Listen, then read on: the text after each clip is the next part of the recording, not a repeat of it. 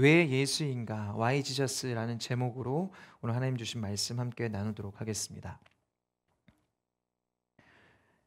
제가 지난주 목요일에 세미나가 있어갖고 세미나를 갔었는데 그 세미나에서 뭐 다양한 강의를 들었어요. 근데 그 중에 하나가 AI에 관한 강의를 듣게 되었습니다. 엔비디아 코리아의 그 기술팀장님이 오셔서 강의를 하시는데 지금 AI 기술이 얼만큼 발달했는지, 얼마나 지금 AI 기술이 어디까지 왔는지, 그리고 앞으로 어떻게 이것이 우리의 삶에 이용되고 활용되어질 것인지에 대한 강의를 했는데 제가 강의를 듣는데 굉장히 좀 섬찟하더라고요. 왜냐하면 그 AI 기술이 너무 많이 발전을 한 거예요. 너무 많이 간 거예요. 그래서 정말 우리가 영화에서 보던 일들이 지금 현실에서 벌어지고 있고 구현되어지고 있다. 이제 그것들을 강의를 듣는데 지금 어떤 일들이 벌어지고 있냐면 여러 가지 이제 뭐 AI 회사들이 있지 않습니까? 오픈 AI든 뭐 여러 가지 회사들이 있는데 그중에 캐릭터 AI라는 회사는요. 모든 사람들을 다 AI로 복제해서 인간을 만들어냅니다. 그 사람이 살아있는 사람이건 죽은 사람이건 유명한 사람이건 유명하지 않는 사람이건 그 사람에 대한 모든 데이터를 거기에 다 이제 그 딥러닝 기술이 아주 오랫동안 발달을 해오면서 이제 그게 익히는 거죠. 컴퓨터가 그걸 익히는 거예요. 그래서 그 사람처럼 말하고 그 사람처럼 행동하고 모든 제스처와 모든 표정과 유머와 그래서 제가 예를 들어서 뭐 10년 전에 죽은 어떤 영화 배우를 살려내서 그 사람과 대화를 하는데 그 사람이 정말 살아서 그 사람이 대화하는 것처럼 저와 상담을 하고 친구가 되어주고 이런 일들이 지금 AI 기술로 벌어지고 있는 세상이다. 그 이야기를 좀 듣게 되었습니다. 여러분 실제로 이 일들을 통해서 어떤 일이 일어났냐면 LA의 그 캘리포니아에 살고 있는 한 학생이요. 영화를 봤는데 영화의 그 여배우가 너무 예쁜 거예요. 그래서 이 학생이요, 이 여배우를 너무 좋아하게 돼서 그 캐릭터 AI라는 그 회사에 들어가서 이제 그 여배우 AI 여배우와 함께 이제 대화를 하기 시작한 거예요. 근데 이 학생이 정말로 대화를 하다가 어떤 일이 일어났냐면 가상의 인물임을 분명히 알고 있음에도 불구하고 이 영화 배우를 사랑하게 된 거예요. 지금 실제로 그런 일이 일어나거든요. 영화 중에 허라는 영화가 있습니다. 그 영화가 이제 그러한 것들을 소재로 만든 영화예요. 그래서 이 사람이 가상의 인물과 사랑에 빠지게 돼서 핸드폰으로 지금 오늘 하늘은 너무 예쁘고 아름다운데 세상이 아름다운데 너도 보이니? 하고 핸드폰으로 세상을 보여주고 그 AI에게 보여주고 이제 이런 것들이 실제로 영화에서 있었던 일들이 우리 이 세상에도 펼쳐지고 있다라는 것들을 듣게 되었습니다. 지금 그렇게 기술이 발달하고 과학이 발달해서 정말 야 이게 인간의 그 기술이 과학이 어디까지 발달할까 좀 그런 강의를 들으면서 그런 생각을 했고요. 야 우리 인간이 이제는 못하는 게 없는 세상이 오겠구나라는 생각을 좀 하게 되었습니다. 여러분 그런데 그럼에도 불구하고 아직 우리 인간이 풀지 못한 숙제가 있죠. 그것은 바로 죽음의 문제입니다. 이 죽음의 문제는 우리 인간의 아주 근본적인 문제죠. 우리 연약한 인간이 가지고 있는 아주 근본적인 문제, 이 죽음의 문제. 많은 사람들이요, 이 죽음의 문제를 해결하기 위해서 많은 노력들을 해왔습니다. 많은 시도들을 해왔습니다. 그래서 여러 가지 과학이 발달하고 의학이 발달하고 철학이 생기고 사상이 생기고 뭐 여러 가지 이야기들이 많이 있지만 그럼에도 불구하고 이 죽음의 문제가 해결되었나요? 해결되지 않았죠. 이 시대 과학이 얼마나 발달했습니까? 의학이 얼마나 발달했냐면 요즘에는 몇 세 시대라고 해요? 100세 시대. 여러분 그럼에도 불구하고 올해는 살 수 있을지언정 우리가 죽음을 면할 수는 없죠. 죽음의 문제를 우리 인간 스스로는 해결할 수 없다는 것입니다. 여러분 그런데 인류사를 통틀어서 유일하게 죽음의 원인과 처방을 일관되게 제시하는 독보적인 책이 있어요. 여러분 그 책이 무엇입니까? 바로 성경입니다. 여러분 성경은 우리 인간이 왜 죽게 되었는지, 왜 죽음을 당하게 됐고 어떻게 하면 죽음을 면하고 살 수 있는지에 대해서 유일하게 우리에게 제시하고 처방을 내리고 있는 책이 바로 이 성경입니다. 여러분 성경은 우리에게 분명히 이야기합니다. 우리 인간이 왜 죽게 되었으며 어떻게 해야 그 죽음으로부터 구원을 받을 수 있는지를 우리에게 분명히 이야기합니다. 성경이 이야기하고 있는 그 내용이 무엇일까요? 우리 함께 따라해 보겠습니다. 예수님.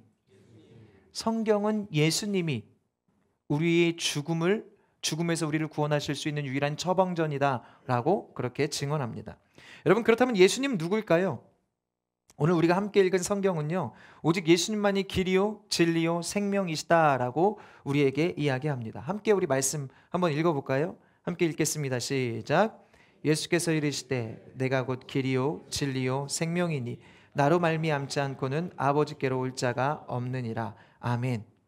세상은 기독교를 종교라는 틀로 이해하려고 합니다. 여러분, 그런데 예수님을 믿는 사람들은 예수님을 믿어보니까 예수님은 종교가 아니에요. 그냥 단순한 하나의 종교가 아니라는 것을 경험하게 됩니다. 여러분, 사실 종교는 무엇입니까?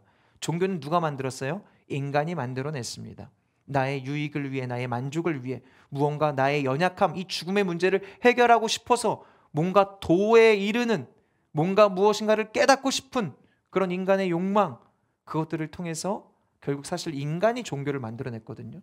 그런데 기독교도 인간이 만들어낸 종교가 맞습니다. 그런데 그 기독교 안에 있는 예수 그리스도를 보니까, 예수 그리스도를 믿으니까 이분은 종교가 아닌 것이죠. 여러분, 그 예수님이 어떤 분인지 알기 위해선 그분을 만나는 것이 가장 정확합니다. 여러분, 예수님을 어떻게 만날 수 있을까요? 이곳에 계신 분들 중에는 예수님을 만나신 분도 있고 만나지 않은 분들도 계실 것입니다. 예수님을 만나는 그 모습은 굉장히 다양하거든요.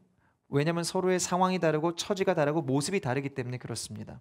그런데 여러분, 상황과 처지가 다르지만 예수님을 만나는 통로는 모두가 동일합니다. 우리는 성경이라는 이 통로를 통해서 예수님을 만날 수 있습니다. 그리고 이 성경은 우리에게 예수님에 대해서 그분이 어떤 분인지를 우리에게 분명히 이야기합니다. 여러분, 성경이 이야기하는 예수님은 어떤 분일까요? 성경은 예수님을 하나님이라고 말합니다. 함께 따라해 보겠습니다. 예수님은 하나님이십니다.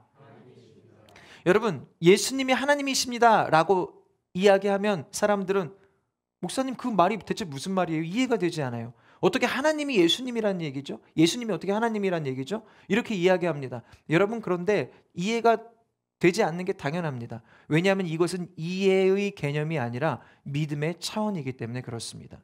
여러분, 예수님이 하나님이다라는 것은요, 믿음의 영역이지 이해의 영역이 아니에요. 우리의 생각으로, 우리의 어떤 개념으로, 우리의 어떤 생각으로는 도저히 이해할 수 없는 부분이죠. 이것은 그냥 믿어야 합니다. 여러분, 그래서 성경에 기록된 예수님이 하나님이시다, 이것을 믿은 사람들은요, 정말 예수님이 하나님이심을 믿음으로 말미암아 인생의 참된 변화를 경험합니다. 여러분, 인류의 역사가 AD와 BC로 나뉘잖아요. Before Christ, After Domine. 그래서 예수님 오시기 전, 그리고 예수님 오시고 난 이후로 기원전, 기원후로 나누죠. 예수님의 탄생이 그 기준이잖아요. 마찬가지로 우리 인간도 그렇다는 거예요. 우리 인간도, 우리 사람들도 예수님을 만나기 전과 예수님을 믿기 전과 믿고 난 이후로 분명하게 나눠지게 됩니다. 여러분, 마치 결혼한 것 같아요. 결혼하기 전과 결혼하고 난 이후의 삶은 완전히 다르거든요. 여러분, 결혼하기 전에는 굉장히 자유롭게 혼자서 잘 살 수 있습니다. 근데 결혼하고 나면 처녀 총각 때처럼 살면 돼요? 안 돼요? 안 되죠.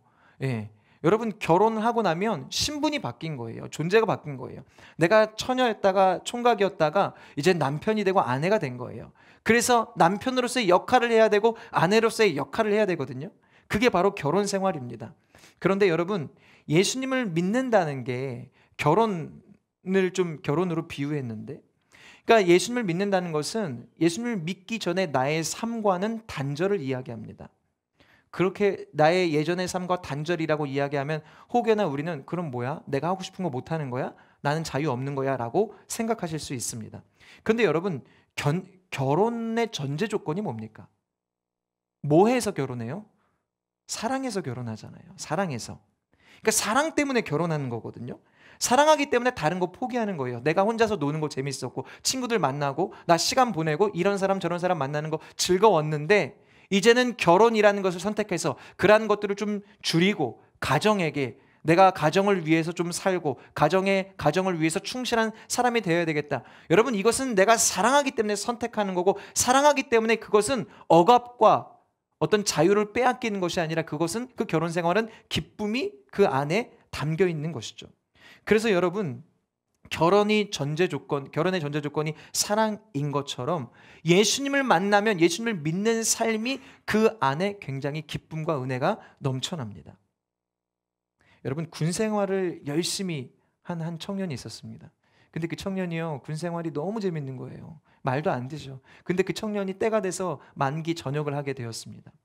그래서 그 청년은 이제 만기 전역을 했어요. 군 생활이 너무 좋았어요. 행복했어요. 즐거웠어요. 근데 만기 전역을 하게 되면 그 군대에서 살 수 있어요, 없어요?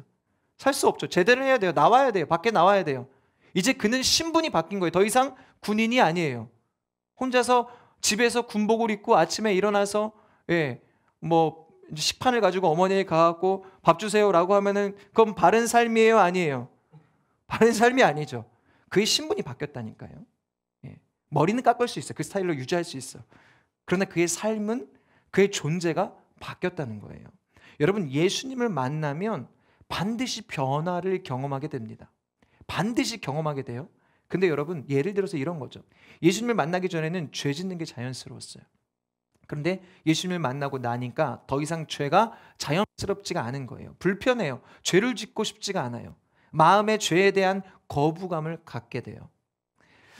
저는 거의 태어날 때부터 교회를 다녔습니다. 그러니까 제가 태어나면서부터 거의 이제 교회를 다니기 시작. 부모님이 이제 교회를 다니셔가지고 아주 오랫동안 그렇게 교회를 다녔는데, 예수님에 대해서 알았어요. 뭐 설교도 듣고 교회도 열심히 다녔으니까, 교회가 저의 삶의 일부분이었으니까 교회에 대해서 알고 예수님에 대해서 알았는데, 예수님을 만난 적은 없었어요. 예수님을 만난 적은 없었어요. 지식적으로는 예수님에 대해 알았지만 그 지식이 다였어요. 그러니까 제가 교회를 나간 거는 부모님의 믿음 때문에 교회를 다니기 시작했고, 그 부모님의 믿음에 의해서 교회를 나갔던 거예요. 여러분, 근데 부모님의 믿음에 의해서 교회를 나갔으니까 제 안에 기쁨이 있었을까요? 없었을까요? 완전히 기쁨이 없진 않았어요. 왜냐면 교회에서 재밌는 걸 하거든요. 재밌는 걸 할 땐 재밌어. 그래서 재밌는 거 할 때는 가. 근데 그때는 즐겁게 가. 막 아침에 일찍 일어나서 준비해야지, 오늘 뭐 해야지. 근데 여러분, 그냥 평소에 예배 드릴 때는 재미가 없는 거예요. 하나님의 말씀이라는 게 들려지는데 너무 지루해. 대체 목사님 무슨 말씀하는 거야? 재미가 없는 거예요. 그러니까 제가 그렇게 신앙생활을 해왔어요. 그러니까 제 삶에 변화가 없었어요. 부모님의 믿음으로 다니다 보니까 그 믿음이 저의 믿음이 돼야 돼. 제가 경험한 저의 믿음이 되어야 되는데 저의 믿음이 아니니까 재미가 없는 거예요. 그런데 교회를 다니다 보니까 예수님이 계신 건 확실히 믿겠더라고요. 그래서 나도 정말 저런 집사님, 권사님들처럼 기쁘게 신앙생활하고 싶다. 나도 예수님 만나서 정말 말씀도 듣고 은혜도 받고 정말 저렇게 믿음으로 살고 싶다라는 그런 마음이 있었거든요. 교회 다니면서 사람들 표정을 보잖아요. 사람이 표정으로 다 드러납니다. 지금 내가 무슨 생각을 하는지. 여러분, 근데 이제 사람이 그 표정으로 이야기하는데 저는 뭐 표정이 어떻겠습니까? 밝았지만 그 마음에 그 주님이 주신 기쁨이 내 안에 막 솟아오르거나 그렇진 않았거든요. 근데 성도님들 중에 열심히 헌신하고 섬기고 수고하는 분들 중에 그 기쁨이 있는 분들이 있는 거예요. 저분들은 어떻게 저렇게 신앙생활하지? 나도 저렇게 신앙생활하고 싶다. 기왕에 다닐 거 저렇게 믿고 싶다. 그런 마음이 있었어요. 여러분, 제 안에 그런 갈망이 가지고 있었는데, 여러분, 내가 그렇게 믿고 싶습니다. 나 그렇게 믿어야지 라고 해서 믿음이 생길까요? 안 생길까요? 내가 믿음은 갖고 싶다고 해서 생기는 게 아니에요. 내가 노력한다고 해서 생기는 게 아니에요. 여러분, 믿음은 어떻게 생길까요? 함께 말씀 볼까요? 로마서 10장 17절이에요. 같이 한번 읽어보겠습니다. 시작. 그러므로 믿음은 들음에서 나며 들음은 그리스도의 말씀으로 말미암았느니라. 아멘. 믿음은 들음에서 나며 들음은 그리스도의 말씀. 예수님의 말씀을 들을 때 믿음이 생긴다는 거예요. 믿음은 내가 노력해서 생기는 게 아니고 예수님의 말씀을 들을 때 생긴다는 거예요. 여러분, 제가 교회를 태어나면서부터 다녔다니까요. 제가 말씀을 들었을까요? 안 들었을까요? 들었죠. 매주마다 예배 가고 뭐 재밌는 거 있을 때는 막 수련도 맨날 가고 빠지지 않았어요? 근데 여러분, 제 안에 믿음이 안 생긴 거예요. 뭐야, 하나님 말씀을 들으면은 믿음이 생긴다고 그랬는데 대체 언제까지 말씀을 들어야 믿음이 생기는 거야? 여러분, 제가 길을 가고 있는데 모르는 사람이 저한테 와갖고 자기가 급한 일이 생겼다고 자기에게 10만 원만 꺼달라고 하는 거예요. 그럼 제가 꺼줄까요? 안 꺼줄까요? 당연히 안 꺼주죠. 모르는 사람을 어떻게 꺼줍니까? 그런데 여러분, 만약에 여기 계신 분이 저한테 전화를 하는 거예요. 목사님, 저 지금 갑자기 급한 일이 생겨서 돈이 필요한데 저에게 10만 원만 붙여주세요. 그럼 여러분, 제가 여러분에게 붙여드릴까요? 안 붙여드릴까요? 우리는 꺼줄 수 있는 관계잖아요. 그런 관계가 있으니까 뭐가 있어요? 내가 이 사람한테 돈을 꺼주면 이 사람이 나에게 갚을 것이다는 뭐가 있어요? 믿음이 있죠. 여러분, 믿음은 내가 갖고 싶다고 갖는 게 아니고 관계를 통해 생기는 게 믿음이더라고요. 관계를 먼저 맺어야 돼요. 내가 예수님과 친해지고 내가 예수님을 알아가고 이런 관계를 통해서 믿음이 생기는 거지, 난 믿음부터 가질 거야, 그런다고 해서 믿음이 생기는 게 아닌 거죠. 여러분, 제가 전에 개척했을 때 저희 교회 처음으로 신앙생활하는 자매가 있었거든요. 이제 교회 처음 나왔고 처음 신앙생활하는 자매인데 믿음을 갖고 싶다는 거예요. 열심히 했어요. 근데 노력으로는 믿음이 안 생기더라고요. 여러분, 믿음은 어떻게 생긴다고요? 관계를 통해 생겨요. 그래서 여러분, 우리가 예수님을 믿기 위해선 먼저 예수님과 관계를 맺기 위해 노력을 해야 됩니다. 사람들끼리도 그렇잖아요. 어떻게 가까워집니까? 서로 밥 먹고 이야기하고 대화 나누고 자주 만나고 이런 관계들을 통해서 서로 그 관계가 더욱더 깊어지거든요. 서로를 알게 되거든요. 그러면서 그 사람에 대한 믿음도 생기는 거거든요. 마찬가지로 예수님을 향한 믿음이 생기기 위해서는 예수님과 관계를 맺어야 되는데, 예수님과 관계를 어떻게 맺을까요? 교회 나와서 이렇게 예배도 드리고 예수님의 말씀도 듣고 성경도 읽고 주님 안에서 함께 성도들과 교제도 하고 기도도 하고 이런 시간들을 통해서 예수님을 알아가고 예수님과의 관계가 세워지는 거예요. 그러면서 믿음이 우리 안에 세워지게 믿음이 생기는 것입니다. 여러분, 그렇게 믿음이 생길 때 성경에 기록된 이 말씀들이 믿어지기 시작해요. 예수님이 나랑 관계 없는 분인 줄 알았는데 예수님이 나를 위해 이 땅에 오셨구나. 예수님이 이 죄의 문제를, 나의 죄의 문제를 해결해 주기 위해서 십자가에 달리셨고 내가 그것을 믿으니까 예수님이 나의 죄를 사해 주시는구나. 이런 성경의 기록들이 나의 말씀이 되는 거예요. 그러면서 내가 믿음이 생기고 그런 믿음이 생기니까 내 삶이 변화하게 되는 거예요. 여러분, 제가 이거를 이론적으로는 알고 있었어요. 왜? 어떻게 알았냐면 교회를 다녔으니까 알았죠. 근데 교회를 다녀서 알긴 알았는데 제가 이거를 믿는 것 같지는 않더라고요. 머릿속은 알고 있었어요. 교회를 오랫동안 다녔으니까. 근데 믿는 것 같지는 않아요. 제가 뭘 보고 알았냐면 저의 삶을 보니까 그렇더라고요. 제 삶은 어디에 내놔도 얘는 예수님 안 믿는 애야, 그런 삶을 살았거든요. 근데 여러분, 제가 그랬어요. 교회는 열심히 다녔지만 제 안에 믿음이 없었어요. 지식은 있었는데, 예수님에 대한 지식은 있었는데 제 삶이 떳떳하지 못했어요. 넉넉 예수님을 믿는다고 당당하게 드러내놓을 수 있는 삶이 아니었어요. 그러니까 제가 나는 예수님 믿긴 믿는 것 같은데 안 믿는 거구나, 제가 스스로 알았죠. 저 스스로가 너무나 잘 알았죠. 그리고 저희 마음 가운데 이런 마음이 있었어요. 천국과 지옥은 분명히 있어요. 천국과 지옥은 분명히 있는 것 같아요. 내가 교회를 다녀서 하나님이 살아계신 것도 알고 천국과 지옥이 있는 것도 알고 예수님이 하나님의 아들이신 것도 다 믿었어요. 근데 내가 그 예수님을 믿는데 내 삶이 바뀌지 않는 거예요. 지금 내가 죽으면 지옥에 갈 것 같은 거예요. 그러한 마음의 어떤 그 두려움이 제 안에 계속 있었거든요. 그런 두려움을 가지고 계속 사는데 나도 이거 어떻게 해결할 수 있지? 주일에 나와서 교회 예배도 드려보고 말씀도 듣고 기도도 했는데 이런 마음들이 해소가 안 돼요. 난 지금 죽으면 지옥 갈 것 같은데, 천국과 지옥은 분명히 있는데 나는 지금 죽으면 지옥 갈 것 같은데 어떡하지? 예배를 드려도 교회에 나와도 그게 해소가 안 돼, 해결이 안 되는 거예요. 그러다가 여러분, 제가 일주일 동안 진행하는 수련회를 가려고 신청을 했어요. 나 진짜 여기서 한번 사생결단, 그 예수님이 대체 어떤 분인지 진짜 내가 지식으로 알고 있는 한 예수님 진짜 만나러 가야 되겠다, 그런 마음으로 일주일 동안 핸드폰 반납하고 주일 저녁부터 들어가서 토요일 날 저녁까지 수련회를 했거든요. 말씀 듣고 기도하고 또 말씀 듣고 기도하고 계속 그 시간을, 아침부터 저녁까지 계속 그 시간들을 보내는데 여러분, 어느 순간 믿어지는 그 순간이 오더라고요. 제가 뭘 한 게 아니고 그냥 그 말씀이 나를 위한 말씀이네, 이 말씀이 바울의 고백이 아니라 나도 이런 고백이 이게 내가 고백이네? 이런 순간이 오는 거예요. 그러니까 그게 믿어지니까 먼저 말씀이 믿어지고요. 말씀이 믿어지니까 말씀에 기록된 예수님이 믿어지더라고요. 그 전에는 예수님이 그냥 하신 말씀이다라고 했는데 이제는 예수님이 나에게 주신 말씀이구나 이렇게 믿어지는 순간이 오더라고요. 여러분, 사람은 믿는 대로 살아요. 그래서 제가 이렇게 예수님이 믿어지니까 그 이후에 그 수련회를 갔다 와서 저의 삶이 완전히 변화하게 됐어요.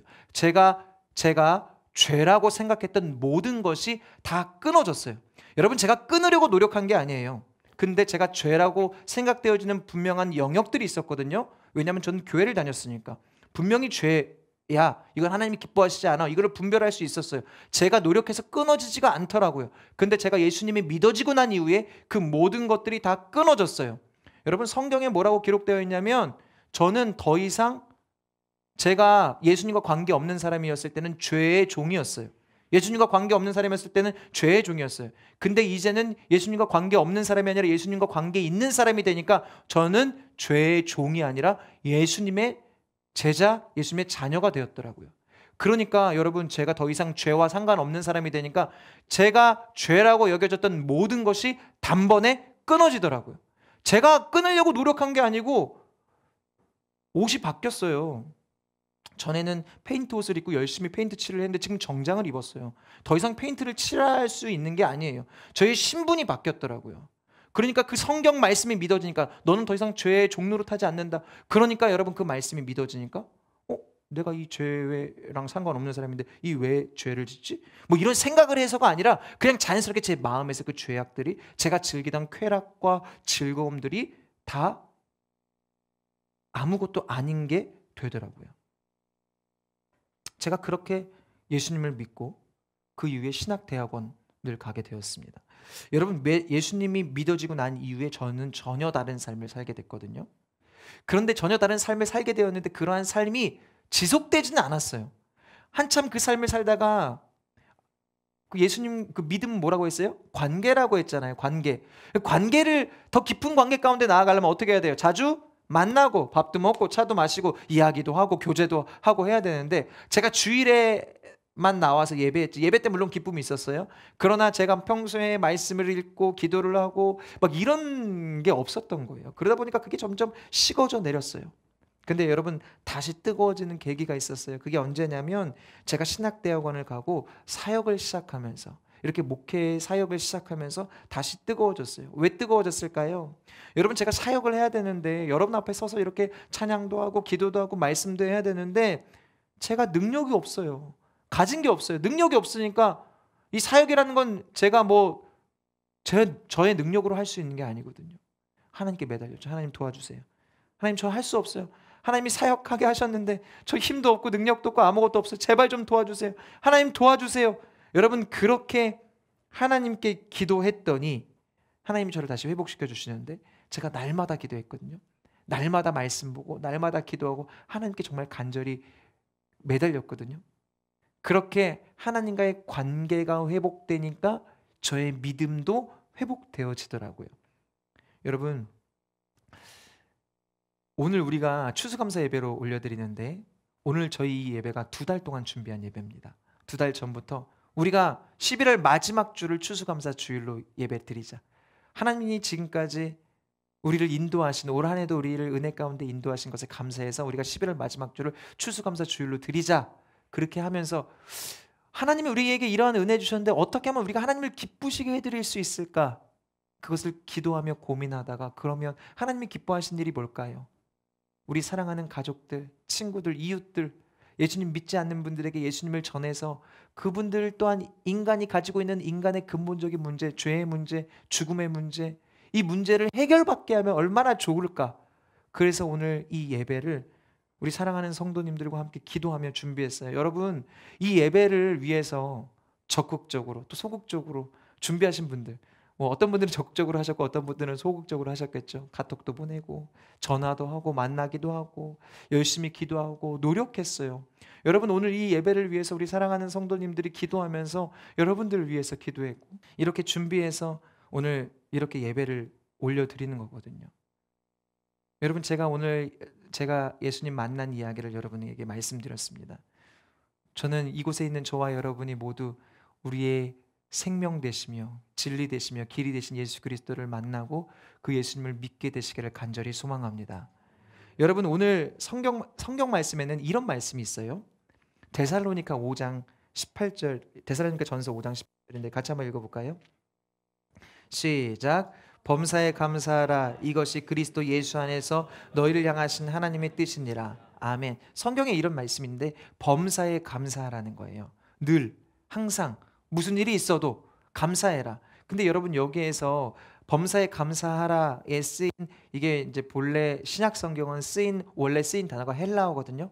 헬라어로 유카리스테오라는 단어를 쓰고요. 그 다음에 요거를 그 히브리어로 바꾸면 토다입니다. 근데 여러분, 여기서 항상 범사에 감사하라, 이게 토다라는 단어를 쓰는데, 이 토다는요, 감사의 대상을 향해서 그분을 인정하는 태도를 말합니다. 그러니까 여러분, 우리는 보통 어떻게 감사해요? 내 상황이 좋으면. 하나님이 딱 돌아봤는데 지금까지 내 삶을 이렇게 하나님이 이것도 해주시고 저것도 해주시고, 우린 여러 가지 상황과 조건을 보고 감사해요. 여러 가지 내게 이루어진 일들을 보고 감사해요. 차를 사게 하셨고, 뭐 어떤 좀 좋은 일이 있었고, 뭐 승진하게 하셨고, 월급을 많이 받게 하셨고, 자식이 잘 됐고, 이런 것들을 가지고 감사한다고요. 근데 여기서 범사에 감사하라, 이 토다는요, 그런 상황과 조건을 보고 감사하는 게 아니에요. 이 토다는 나로 하여금 감사하게 하신 그 하나님을 향한 감사예요. 그러니까 여러분, 조건과 상황의 감사가 아니라 감사의 대상이신 하나님을 보고 그분으로 말미암아 터져나오는 감사. 여러분, 이것은 존재적 감사인 것이죠. 우리의 상황은 늘 변하잖아요. 좋을 때도 있고 안 좋을 때도 있어요. 믿는 자들과 믿지 않는 자들의 감사의 차이가 뭔지 아십니까? 믿는 자들은 감사의 대상이 있습니다. 믿지 않는 자들은 감사의 대상이 없어요. 즐거운 일이 있으면 감사한 거예요. 감사한 사건이 있으면 감사한 거예요. 근데 감사한 사건이 없으면 믿지 않는 분들은 감사할까요? 감사하지 않을까요? 감사하지 않죠. 왜 내 삶이 고난 가운데 있고 어려움 가운데 있는데 어떻게 감사합니까? 그런데 우리 믿는 자들은 그런 것과 상관없이 하나님이 우리의 하나님이시기 때문에, 하나님이 선하신 분임을 알기 때문에, 지금 비록 내 상황이 어려워도 앞으로 선하게 하나님이 인도하실 것임을 믿기 때문에 우리는 그 하나님 때문에 감사하는 거죠. 감사의 대상이신 하나님이 계시기 때문에 감사하는 거죠. 여러분, 그 감사가 바로 범사의 감사, 토다인 거예요. 하나님은 우리 가운데 너 상황 때문에 감사해라 말씀하시지 않고 범사에 감사하라, 나로 인해 감사하라, 너를 기뻐하고 너를 사랑하고 너를 구원하고, 내가 너의 죄를 위하여, 내가 너의 존재를 사랑하고 내가 너를 주목하고 있음에 감사하고, 너와 내가 모르는 무관한 자가 아니라 너와 내가 관계 있고, 그렇게 내가 너를 사랑하고 너를 내가 사랑하는 것을 너가 알고 있는 것에 감사하라. 그 관계 맺음에 대해서 하나님은 감사하라고 말씀하십니다. 여러분, 우리가 올 한 해를 돌아보며 하나님께 감사할 것들 너무 많습니다. 그러나 우리가 그러한 조건들 때문에 감사하는 것이 아니라 우리의 존재가 하나님과 무관한 존재가 아니라서 하나님과 관계 있는 존재여서 감사할 수 있는 우리 사랑하는 성도님들 되시기를 축복합니다. 그리고 무엇보다도 하나님이 가장 기뻐하시는 일이 뭐예요? 우리의 가족, 친구, 이웃, 믿지 않는 분들을 이곳으로 초청해서 예수님을 전하는 것, 그것이 하나님 가장 기뻐하시는 일이거든요. 우리가 그 일에 함께 동참할 수 있는 것에 감사할 수 있는 우리 사랑하는 성도님들 되시기를 바랍니다. 여러분, 오늘 추수감사주일 맞이해서 우리 예배를 하나님이 기쁘게 받고 계시는데 그 하나님께 감사드리고, 오늘 이 예배를 위해서 열심히 헌신하고 수고한 우리 사랑하는 성도님들께도 감사드리고, 또 오늘 함께 나와 오늘 예배에 참여한 우리 사랑하는 모든 분들, 여러분 모두에게도 감사를 드립니다. 말씀을 마무리하면서 마지막으로 오늘 예배에 참여한 모든 분들이요, 길이요 진리요 생명 되신 예수님을 만나고 그 예수님을 온전히 믿으심으로 인생의 근본적인 죽음의 문제를 해결받을 뿐만 아니라 새로운 은혜의 삶을 새롭게 시작하게 되시기를 예수님의 이름으로 간절히 축복합니다. 아멘.